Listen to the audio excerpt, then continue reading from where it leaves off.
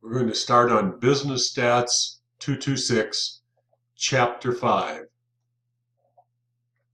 Discrete Probability Distributions. In Chapter 5, we're going to deal with discrete probability, and in Chapter 6, we're going to deal with continuous probability. The difference between the two is going to be represented on these two charts, this and the following chart. Discretes are going to identify a specific probability to a particular activity. If we look at continuous probability, same type of format, but we're going to look at what percentage of the data falls, in this particular case, under the curve or under the orange.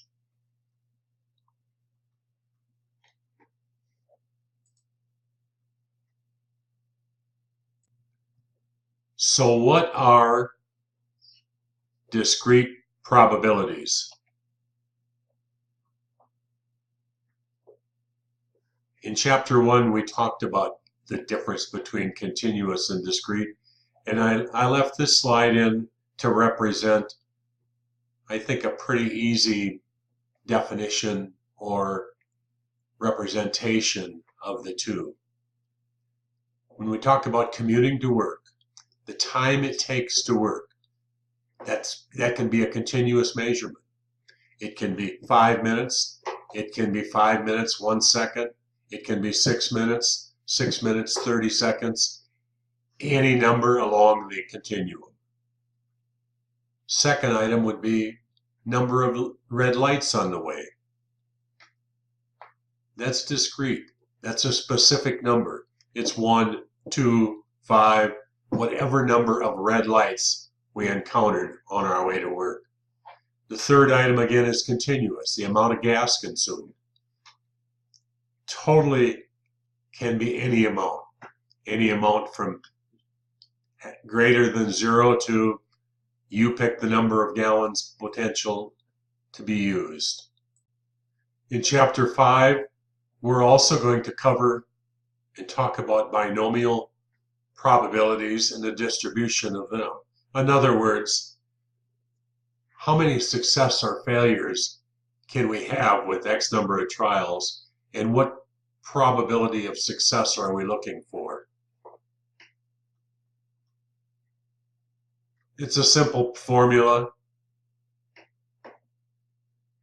with probability of X equaling the number of successes we have in N number of trials. Normally we're looking at either success or failure with binomial distribution probability. X is the number of successes, N would be the number of trials we have, P would be the probability of success of any one given trial. So it's a pretty simple formula, factorial of N divided by N minus X, the factorial, times the factorial of X. In any case, don't get too hung up on this formula at this point, as we'll come back to that later in the chapter. The logic of the binomial function counts the number of ways in which exactly X number of successes in N trials can occur. And what's the probability of each of these ways in which the X successes can occur? Then we're going to look at descriptive measures for the binomial distribution. Same type of descriptive measures we've used during chapters 2 through 4. We're going to look at the mean, we're going to look at the variance, and we're going to look at the standard deviation. The mean, we know what that is. We know how to calculate the variance, and the standard deviation, again, is going to be the square root of the variance. And then last but not least, we're going to look at a binomial table. Remember, I told you not to get too worried about that formula where we had to use factorial on a number of occasions, rather complex formula. We're going to look at another way to do that same activity. And then we're going to look at what can be the shapes of that binomial distribution. Here's that binomial probability functional formula that we're going to look at this point, and then we're going to skip it and find another way to do that same activity. So how are we going to build a discrete probability distribution? First of all, we're going to define the random variable. What's a success and what's a failure? We're going to identify the values for the random variable, and then we're going to assign probabilities to the values of the random variable. P of x has got to be equal to or greater than 0, and the sum of p times x has to equal 1. In other words, the probability of all of the values has to add up to 1.0, 100%. That's kind of represented here. Lopez Manufacturing, they checked the processes at the end of the assembly line. They checked 25 units as they were moving through the process, found the number of defects occurred on each particular frequency. So the probability distribution is what? We've got 25 number of units that we looked at. Number of defects on 6 of them was 0. 6 times 0, 6 of a total of 25 units gives you 24%. 9 defective units occurred one time, 36%. When we add up all of those particular units for P of x, you're going to end up with 1.0. That's the critical number. If when working your problem, it doesn't add up to 1.0, go back and redo it. Graphical form of what we just did. 0 defects, you recall, were 24%. 1 defects was 36%, etc., etc. This is nothing more than a bar chart representing what we found on the probability distribution. So we're going to summarize. Display the expected value or the mean, number of defects times the frequency is the formula. To determine the variance, the formula is represented. Again, same concept as we've used in previous chapters. And then the standard deviation, it's a positive square root of the variance.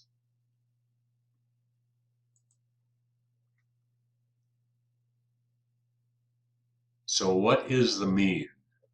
The expected value. We can grab any sample coming off that manufacturing line and expect what? We can expect number of defects to be what? We've gone through and we've determined the expected value is 1.52. In other words, the mean is going to be 1.52 defects. Working further ahead, how do we calculate the variance? X minus the mean, squared it times the P of x, add them all together, and we get 1.610. And how do we get a standard deviation from that? We take the square root of the variance to give us our standard deviation.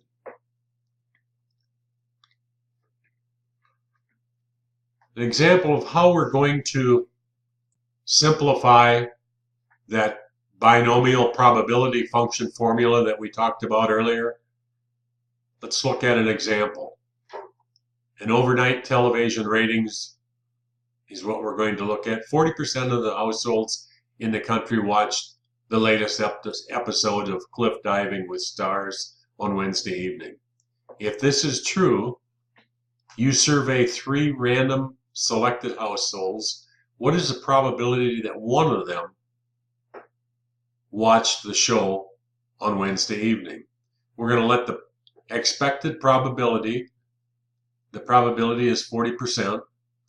We're going to sample 3 households, and of that, what's the probability that one of them was watching that show? So we're going to work through this formula.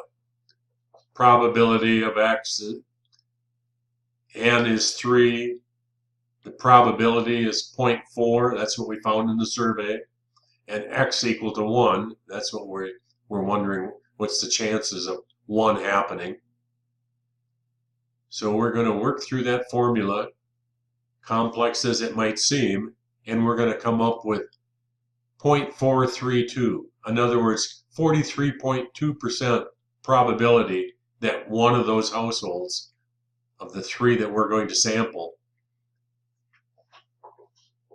is going to be watching or had watched it. So how else can we do that?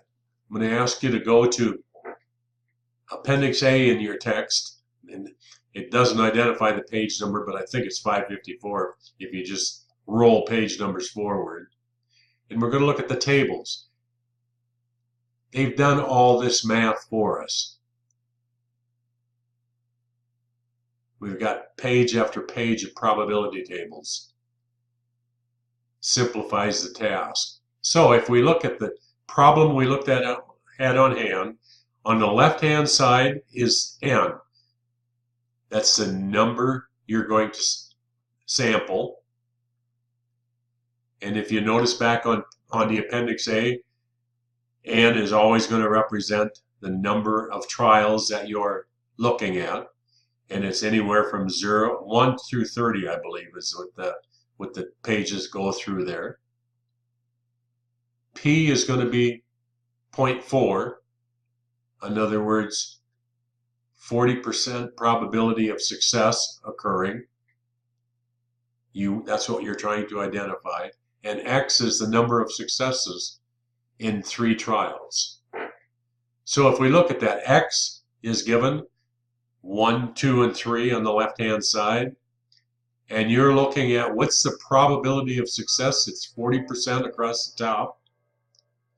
So the probability that you're going to find one person that did watch it on your survey that you're conducting is 43.2%. This is an example. What we need to know always are the number of trials, the probability of success, and then the number of successes in one trial. Once we know those 3 items, we can calculate the probability of success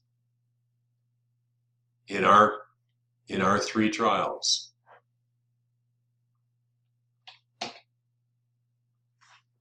The last item is the shape of binomial distribution.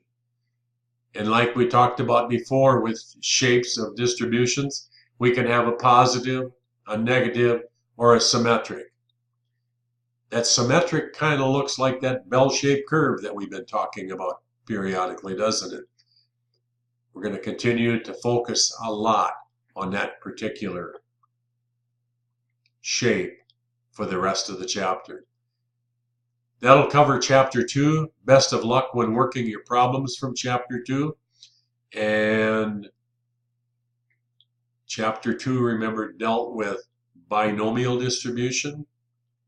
Chapter 3 will be discrete. When we start talking about discrete, there won't be any gaps in that hole. If we look at that symmetric as an example, 2 to 3 will be totally filled. What we may want to know is how much of the data that we're going to look at is going to fall between 3 and 4. What percentage, what's the probability that it will fall in that time period?